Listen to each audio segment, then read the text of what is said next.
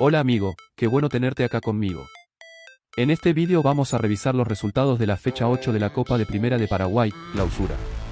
También vamos a ver la tabla actualizada, los goleadores del campeonato y los partidos de la próxima fecha.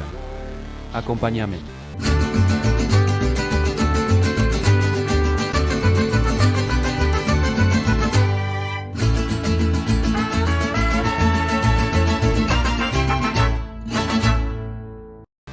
General Caballero recibió a Sportivo Utrinidense y ganó 2-1. Cerro Porteño también le ganó 2-1 a Nacional. Sol de América y Guaraní empataron 0-0. Sportivo Luqueño y Libertad empataron 1-1. 2 de Mayo y Sportivo Huameliano también empataron 1-1. Y cerrando la fecha, Olimpia visitó a Tacuarí y ganó 1-0.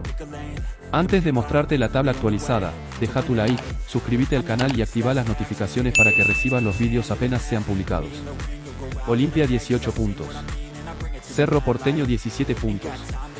2 de Mayo de 2015 puntos. Nacional 12 puntos. Libertad 10 puntos. General Caballero 10 puntos. Sportivo Luqueño 9 puntos. Guaraní 9 puntos. Sportivo Utrinidense 8 puntos. Tacuarí 8 puntos. Ameliano 5 puntos. Y Sol de América apenas 4 puntos. El goleador del campeonato es Cecilio Domínguez, de Cerro Porteño, con 11 goles. Escribí en los comentarios desde qué ciudad estás viendo este vídeo y contanos cuál es tu equipo del corazón. Ahora, vamos a ver los partidos de la próxima fecha.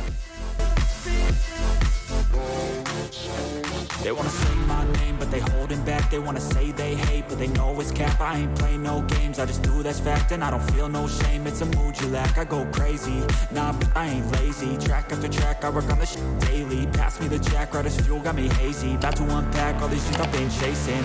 I've got visions in my head, like memories after death. To be a